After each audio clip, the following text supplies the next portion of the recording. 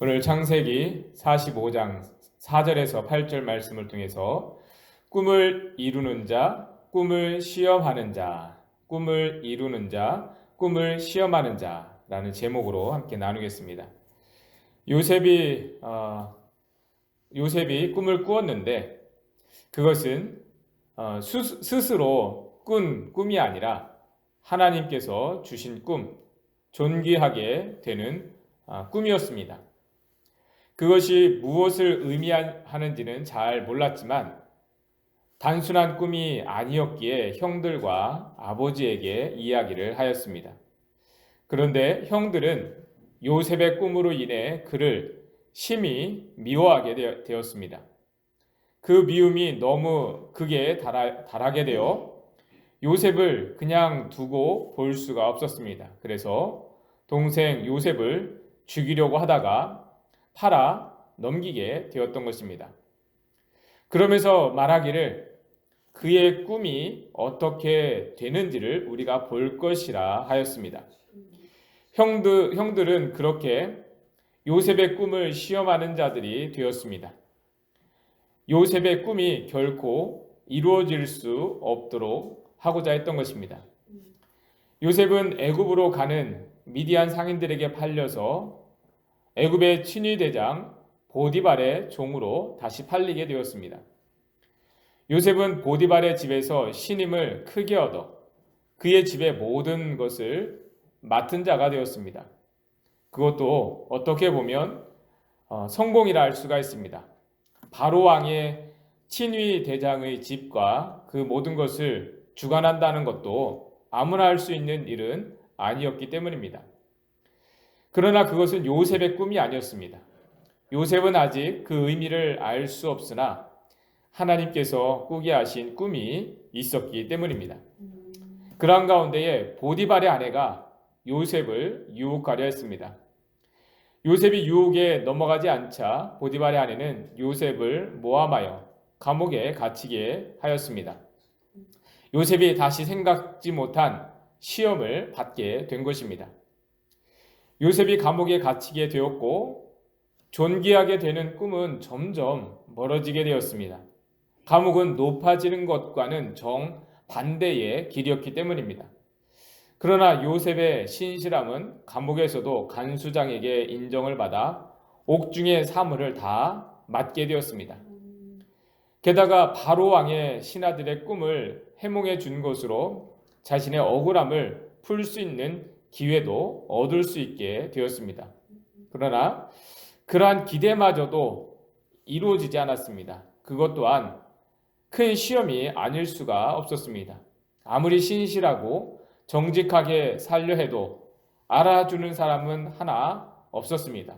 오히려 외면당하고 더 잊혀지는 자가 되어졌기 때문입니다. 요셉은 하나님의 꿈을 받았고 여전히 그 꿈을 꾸고 있지만 오히려 그 꿈에 대한 시험은 더 많아지게만 되었던 것입니다. 그러나 그것은 어쩌면 당연한 일이었습니다. 하나님께서 주신 꿈은 사람의 방법으로, 사람의 손으로 이루어지는 것이 아니었기 때문입니다.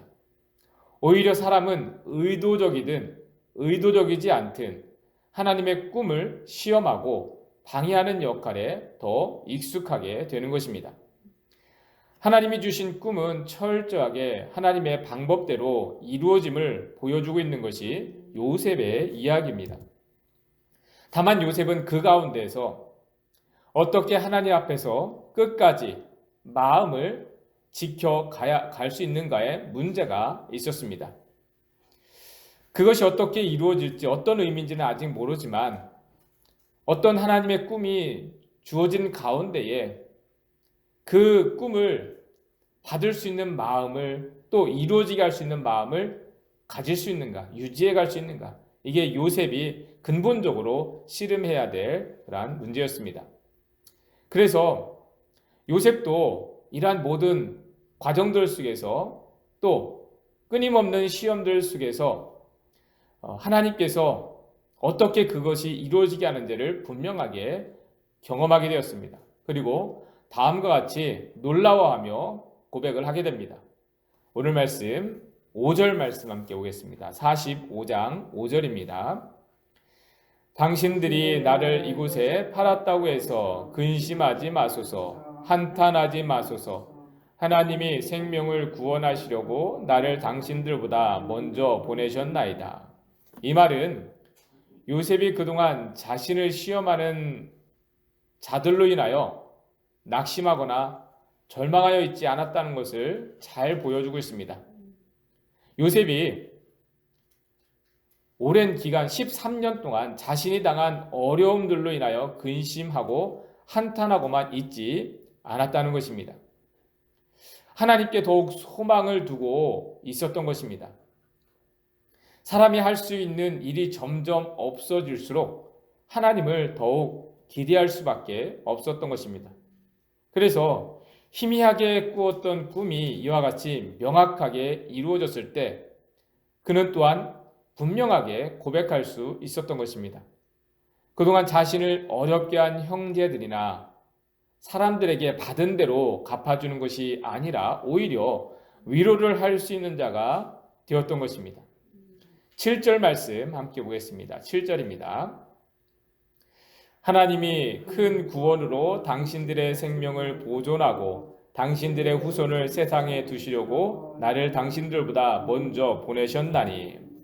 요셉이 하는 말이 놀랍지 않습니까? 내가 애굽에 팔려온 것이 아니라 하나님께서 보내셔서 왔다는 것입니다. 그 이유가 자신을 판 형들의 생명과 그의 자손들을 구원받게 하려 함이었다는 것입니다. 13년 동안 겪은 모든 고난의 원인자였던 형들에게 이와 같이 말한다는 것은 놀랍지 않을 수가 없습니다. 형들은 지금 애굽의 총리가 된 요셉 앞에서 두렵고 떨림으로 죽을 지경입니다. 자신들이 행한 일이 얼마나 악한 일이었는지를 잘 알고 있었기 때문입니다. 여러분, 그런데 요셉은 그 형들을 오히려 위로하고 있습니다. 이것은 자신이 하나님의 꿈을 가진 자, 그 꿈을 이룬 자라는 분명한 확신이 있었기에 가능한 일이었습니다. 여러분, 예수님께서 하나님의 나라를 전파하려는 꿈을 가지셨을 때 먼저는 사탄이 그 꿈을 시험하고 조롱하였습니다. 결국에는 사람들을 부추겨서 십자가에 못 박게 하였습니다. 그때에 사람들이 하는 말이 저가 십자가에서 내려와 스스로를 구원하는지 지켜보자 했습니다. 십자가에 못 박아 죽이면서 그가 어디 세상을 구원하겠다는 꿈이 이루어지는지 두고 보자 였습니다. 그러나 하나님은 아무도 생각지 못한 방법으로 그 꿈이 이루어지게 하셨습니다. 예수님 하나님의 꿈을 가지고 이 땅에 오셨고 이 땅에는 그 꿈을 끊임없이 방해하고 또 시험하는 자들로 가득했었지만 하나님은 하나님의 방법으로 그 예수 그리스도의 꿈이 이루어지게 하셨던 것입니다. 여러분, 하나님은 계속해서 우리에게 꿈을 갖게 하십니다.